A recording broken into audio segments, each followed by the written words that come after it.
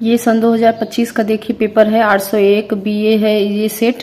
तो आइए इनके देखते हैं प्रश्नों को, कौन कौन सा प्रश्न इसका सही है आंसर। तो यहाँ पे है ध्रुव स्वामिनी, बहुविकल्पी में ध्रुव स्वामिनी नाटक के लेखक कौन है? तो जयशंकर प्रसाद जी हैं।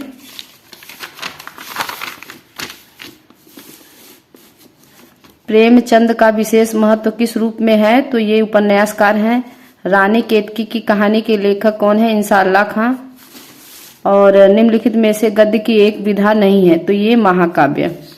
परीक्षा गुरु उपन्यास के लेखक कौन है? तो ये लाला श्री निवास दास जी हैं। रामचंद्रिका के रचनाकार हैं केशव। तार सप्तक में कितने कवियों की रचनाएं संकलित हैं? तो 7। द्विवेदी युग का नाम किसके नाम पे पड़ा था? तो महावीर प्रसाद द्विवेदी जी। कुरुक्षेत्र के रचनाकार कौन है? तो रामधारी सिंह दिनकर जी। 10वां प्रश्न है बिहारी ने किस भाषा में काव्य रचना की है? तो ये ब्रज भाषा में। हास्य रस का स्थायी भाव क्या है? हास है। चौपाई के प्रत्येक चरण में मात्राएं कितनी होती हैं? 16।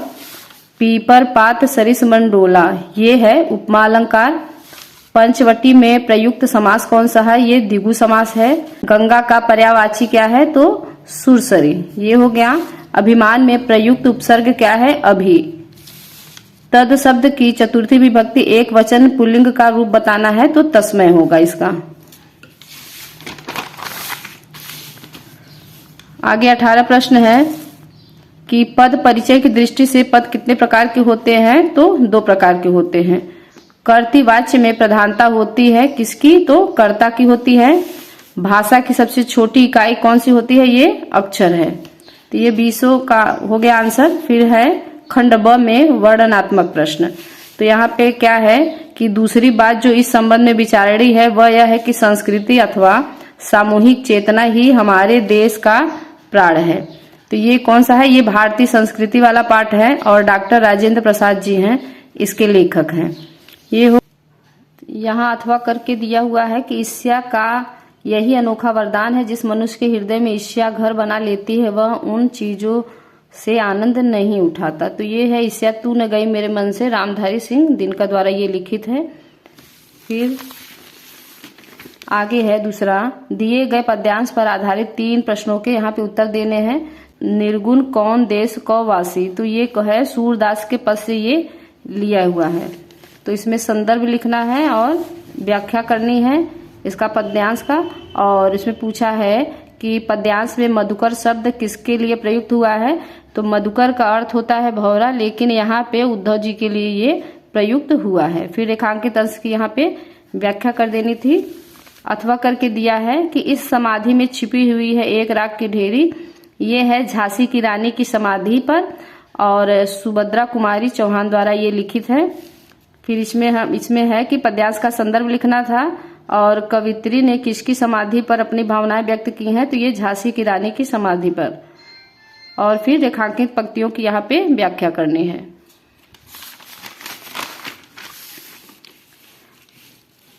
आगे तीसरा प्रश्न है निम्नलिखित संस्कृत गद्यांश में से किसी एक का संदर्भ सहित यहाँ पे हिंदी में अनुवाद करना है। तो अस्माकम संस्कृति सदा गतिशीला वर्तते, ये है भारतीय संस्कृति नामक पाठ से ये लिया गया है। और इसका हिंदी हम यहाँ बता देते हैं कि अस्माकम संस्कृति सदा गतिशीला वर्तते, हमारी संस्कृति हमेशा गतिशील है। मानव जीवन को संवारने के लिए यह समय समय पर नए नए विचारधारा को स्वीकार करती है और नई शक्ति को प्राप्त करती है। यहाँ अनुचित आग्रह नहीं है, जो ठीक है और कल्याणकारी है वही सहर्ष स्वीकार होता है। इसकी गतिशीलता का रहस्य मानव जीवन के शाश्वत मूल्य में निहित है, जैसे सत्य की प्रतिष्ठा, सभी प्राणियों में समान भाव, विचारों में उदारता और आचरण में दृढ़ता। फिर अथवा करके दिया हुआ है कि यह नगरी विविध धर्माणाम संगम स्थले, तो ये वाराणसी वाला पाठ है। तो इसमें लिखना, इसमें भी वही संदर्भ सहित इसका भी अनुवाद करना है। तो यह नगरी विभिन्न धर्मों की संगम स्थली है। महात्मा बुद्ध, तीर्थंकर पार्श्वनाथ, शंकराचार्य, कबीर, गोस्वामी तुलसीदास और दूसरे बहुत से महात्मा यहाँ आकर अपने विचारों को फैलाए। न केवल दर्शन में, साहित्य में, धर्म में, बल्कि कला क्षेत्र में भी यह नगरी विविध कलाओं और शिल्पों के लिए संसार में प्रसिद्ध है। यहाँ की रेशम की साड़ियाँ देश विदेश में सभी जगह पसंद की जाती हैं। ये हुआ।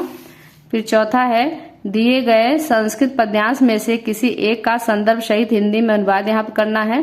संदर्भ यहाँ पे लिखने पे यहाँ पे 2 नंबर है और इसका अनुवाद करने पे यहाँ पे 3 नंबर है। तो यहाँ पे क्या है, जो समुद्र के उत्तर में है और हिमालय के दक्षिण में है, वह भारत नाम का देश है, जहाँ की संतान भारतीय हैं। ये हुआ। यहाँ अथवा करके दिया हुआ है। यहाँ पे युधिष्ठिर यक्ष के सवाल का जवाब देते हुए कह रहे हैं कि भूमि से अधिक श्रेष्ठ माता होती हैं, आकाश से श्रेष्ठ पिता होते हैं, वायु से तेज या शीघ्र मन होता है और तिनके से अधिक चिंता होती है। ये हुआ। फिर यहाँ पे है, अपने पठित खंडकाव्य के आधार पर दिए गए प्रश्नों में से किसी एक प्रश्न का उत्तर यहाँ पे देना है। तो यहाँ का है ज्योति जवाहर। तो ज्योति जवाहर में है कि नायक का चरित्र चित्रण लिखिए, चाहे ज्योति जवाहर खंडकाव्य का कथा वस्तु संक्षेप में लिखिए, ये लिखना था। फिर आगे यहाँ पे वही है। फिर छठवां में दिया है कि यहाँ पे लेखक का जीवन परिचय, उसकी रचना लिखनी थी। तो रामधारी सिंह दिनकर का है, रामचंद्र शुक्ल का, जयशंकर प्रसाद जी का है, और कवियों में तुलसीदास, मैथिली शरण गुप्त और महादेवी वर्मा जी का है। वहाँ है, अपनी पाठ्य पुस्तक में से कंठस्थ कोई एक श्लोक लिखिए जो इस प्रश्न पत्र में न आया हो। ये 2 नंबर का है। अपने भाई की शादी में आमंत्रित करने हेतु अपने मित्र को पत्र यहाँ पे लिखना है, या 2 दिन का अवकाश लेने हेतु प्रधानाचार्य को प्रार्थना पत्र लिखिए। ये हुआ। और यहाँ पे संस्कृत का प्रश्न उत्तर है, इसमें लिखना था, 1-1 नंबर का है। और फिर 10वां लास्ट वाला है, निम्नलिखित विषयों में से किसी एक विषय पर निबंध लिखिए। साहित्य और समाज पे है, स्वच्छ भारत अभियान, लोकतंत्र में मतदान का महत्व, मेरा प्रिय कवि और नारी सशक्तिकरण दिया हुआ है।